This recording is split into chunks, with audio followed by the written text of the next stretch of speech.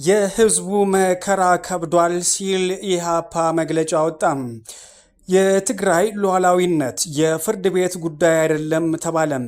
ትግራይ የምትረከበው እንጂ አሳልፋ የምትሰጠው አንዲት ጋት መሬት የላትም ተብሏል። በጦርነትም ቢሆን ከኢትዮጵያ ጎን ነኝ ስትል እስራኤል አሳወቀች። የኢሳያስ አፈወርቂና የአምባሳደሩ የቃላት ጦርነት ጦፏል። ኤርትራ ከአገርነት ወደ ማፊያ ድርጅትነት ተቀይራለች ሲሉም ተናግሯል። ሀገሪቷ የአሜሪካ ድጋፍ አልፈልግም ብላለች። እቺ ሀገር ማነች? አዲሱ የኃይል አሰላለፍ ሲልም ክራይሲስ ግሩፕ መረጃ አውጥቷል። ሰላም ጤና ይስጥልን፣ እንደምናላችሁ ውድ የኢትዮጵያ ድምፅ ተከታታዮች። የኢትዮጵያ ድምፅ የየካቲት 20 ቀን 2018 ዓ.ም የሀገር ውስጥና የባህር ማዶ ዜናዎች ከዚህ ሰዓት ጀምሮ ወደ እናንተ መድረሳቸውን ይቀጥላሉ። ከዜናዎቻችን ጋር አብራችሁ ትሆኑ ዘንድ በአክብሮት ጋብዘናል። ቀዳሚ ወዳደረግነው ዜናችን አልፈናል። ኤርትራ ከአገርነት ወደ ማፊያ ድርጅትነት ተቀይራለች ሲሉ ማርቲን ፕሎት ተናገሩ።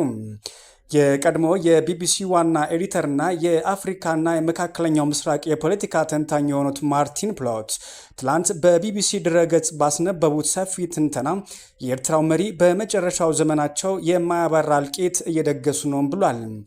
ፕሬዝዳንቱ ህገ መንግስትና የመንግስት መዋቅር የሌላት ትንሽ ሀገር የማፊያ ድርጅት አድርገዋል ይላል በጽሁፋቸውም።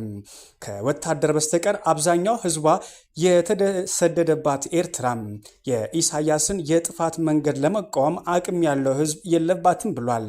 በግብጾች ግፊት በሱዳንና ኢትዮጵያ ግዛቶች ወታደሮችን በመላክ ጦርነቶችን ለማቀጣጠል እየሰራ መሆኑን ገልጿል። አገሪቷ ከዘመናዊ ኢንተርኔትና የባንክ አገልግሎት ጋር የማትተዋወቅና ዜጎቿም ከዓለም የመጨረሻው ኋላቀር ህይወት እየመሩ እንደሆነ በትንተናቸው አስቀምጠዋል። የሀገሪቱ የጦር ጀነራሎችም ወደ ውጭ የሚጎርፉ ወጣቶችን በወርሃዊ ክፍያ ቃል በማስገባት በቀይ ባህር በኩል ወደ አውሮፓ ሀገራት እያሻገሩ መሆናቸውንም ዘርዝረዋል።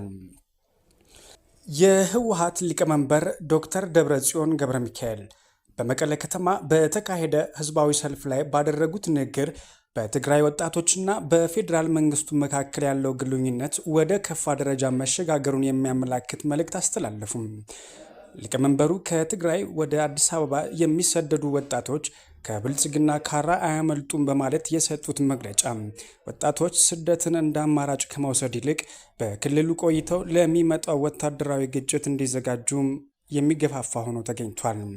ዶክተር ደብረጽዮን አክለውም የአሁኑ የመንግስት አካሄድ እንደ ሀገር አጥፊ ስር የሰደደ ደዌ በመምሰል ወጣቱ ከመንግስት ጥቃት እንደማያመልጥ ተረድቶም ከህዝቡና ከሰራዊት ጋር ሊወግን እንደሚገባም ጥሪ አቅርበዋል።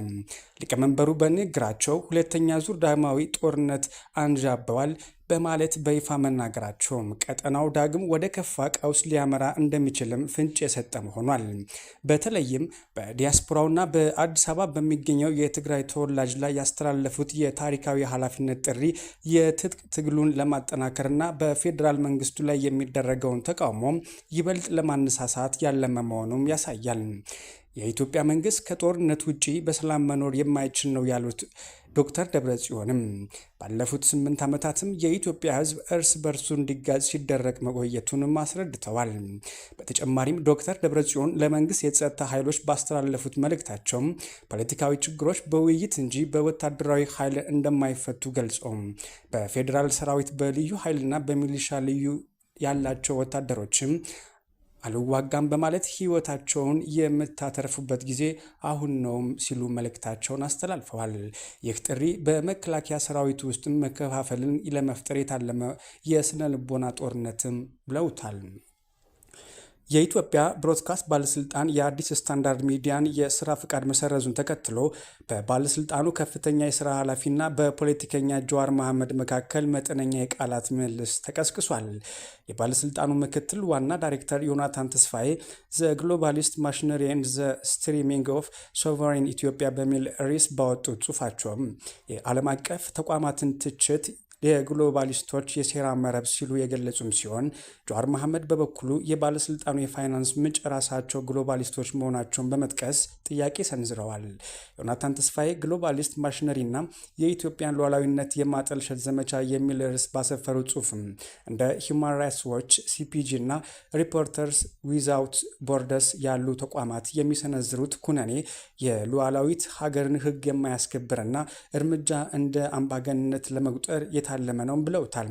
ባለስልጣኑ የአዲስ ስታንዳርድ ፍቃድ የሰረዘው ተደጋጋሚ ማስጠንቀቂያዎች ችላ በማለት የሀገርን ብሔራዊ ጥቅም የሚጎዱና የሚዲያ ስነ ምግባርን የጣሱ ዘገባዎች በማሰራጨቱ መሆኑን ገልጸው እርምጃው የመንግስት ሳንሱር ሳይሆን የሉዓላዊነት መገለጫ መሆኑንም ተከራክረዋል።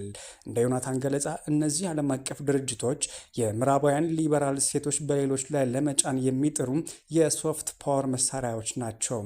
ይህንን የዮናታን ተስፋዬ መከራከሪያ የተቃወሙት ፖለቲከኛ ጀዋር መሐመድ በምክትል ዋና ዳይሬክተሩ ጽሑፍ ውስጥ ያሉትን ቅራኔዎች ወደ ጎን በመተው አንድ መሰረታዊ ጥያቄም አቅርበዋል። ጀዋር ባሰፈረው አጭር ምላሽም ዮናታን የሚመራው የሚዲያ ባለስልጣን በራሱ የሚንቀሳቀሰው በእነዚህ ግሎባሊስቶች በሚባሉ አካላት የገንዘብ ድጋፍ መሆኑን ጠቁመዋል። የባለስልጣኑ ሰራተኞች ደሞዝ አልፎም ተርፎም ዳይሬክተሩ የሚነዱት ቪኤት መኪና የሚገዛው በዚሁ በኮነኑት የግሎባሊስቶች ገንዘብ አይደለም ወይ ሲልም ጠይቋል። ይህ የቃለ ምልልስ የተጀመረው ባለስልጣኑ የአዲስ ስታንዳርድን ፍቃድ መሰረዙን እንደዚሁም የሮይተርስና የቢቢሲን ዘገባዎች የስራ ፍቃድ አለማደሱን ተከትሎ በተፈጠረው ዓለም አቀፍ ውዝግብ ሳቢያ ነው። የጅቡቲ ፕሬዝዳንት ኢስማኤል ኦማር ጌሌ ዋና መስሪያ ቤቱ ፈረንሳይ ፓሪስ ካደረገው ጄኒ አፍሪካ .com ከተሰኘ መጽሔት ጋር ባደረጉት ልዩ ቆይታም እስራኤል ለሶማሊላንድ ሪፐብሊክ የሰጠችውን እውቅና አውግዘዋል።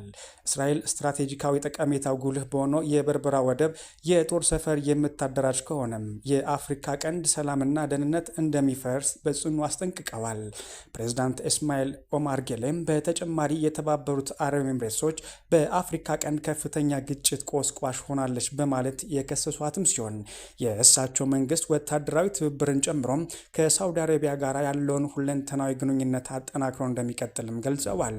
የህልውና መሰረቷ የኢትዮጵያ የወደብ አገልግሎት በማቅረብ የተመሰረተው ጅቡቲም በቀጣይ የበርበራ ወደብ ለኢትዮጵያ አማራጭ ወደብ ይሆናል በሚልም ከፍተኛ ስጋት ውስጥ እንደወደቀችም ነው መረጃዎች ያመላከቱትም።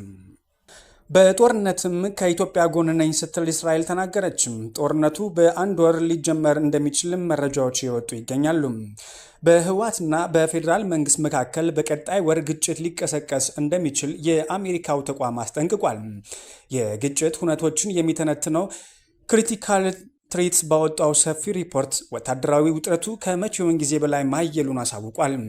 ኃይሉን ወደ ትግራይ አዋሳኝ አካባቢዎች ያስጠጋው የፌዴራል መንግስት በመጪው ወር ውስጥም በህወሓት ላይ ጥቃት ሊከፍት እንደሚችልም ተቋሙ ጠቁሟል። ሁለቱ ኃይሎች በየፊናቸው ከፍተኛ ወታደራዊ ዝግጅት እያደረጉ መሆኑን ተቋሙ ከአንድ ወር በፊት ባወጣው ሪፖርት መግለጹን ይታወሳል።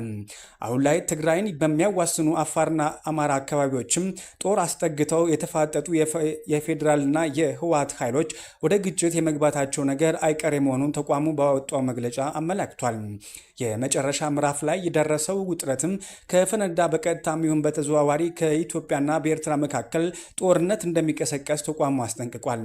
ሁለቱ ሀገራት በድንበር አካባቢዎች ከፍተኛ ወታደራዊ ዝግጅት እያደረጉ መሆኑን የሚጠቅሰው ሪፖርቱም የኤርትራን ጦር ጨምሮ ዋናው ጦርነት ዝግጅት እየተደረገ ያለው በሰሜን ኢትዮጵያ በኩል ነው ብሏል። በዋናነትም በትግራይ፣ በአማራ፣ በአፋር ክልሎች አዋሳኝ ሲሆን የኤርትራ ጦር ትግራይ ክልል ገብቶ ከህወሓት ታጣቂዎች ጋር በጋራ እየተንቀሳቀሰ ነው ብሏል። በኢትዮ ኤርትራ መካከል ጦርነት ከተቀሰቀሰ እንደ ሳውዲ አረቢያ፣ የተባበሩት አረብ ኤምሬትስ ያሉ የባህረ ሰላጤው ሀገራት እንደሚገቡበት ተቋሙ በሪፖርቱም አስጠንቅቋል። እንዲሁም ከኢትዮጵያ ጋር ውጥረት ውስጥ የሚገኘው ግብፅና በቀጠናው እያንዣበበች የምትገኘው እስራኤል እጃቸው ማስገባታቸው አይቀሬ መሆኑን አመላክቷል። 11ኛ ሰዓት ላይ የደረሰው ውጥረት ማስቀረት ካልተቻለም እስራኤልና አረብ ኤምሬትስ ከኢትዮጵያ ጎን ሲሰለፉ፣ በአንጻሩ ሳውዲና ግብፅ ደግሞ ከኤርትራ ጎን ሊሰለፉ እንደሚችሉም ትንበያውን አስቀምጧል። በምንም ይሁን በምን ግን እስራኤል ኢትዮጵያ መደገፏ አይቀርም ሲልም በትንታኔው አስቀምጧል። በምስራቅ አፍሪካ ጉዳዮች ላይ በሳል ትችቶችን በመሰንዘር የሚታወቁት የቀድሞ የአሜሪካ የአፍሪካ ጉዳዮች ረዳት ሚኒስትር ቲሞር ናጊና የኤርትራ መንግስት ከፍተኛ ባለስልጣናት በቃላት ጦርነት ውስጥ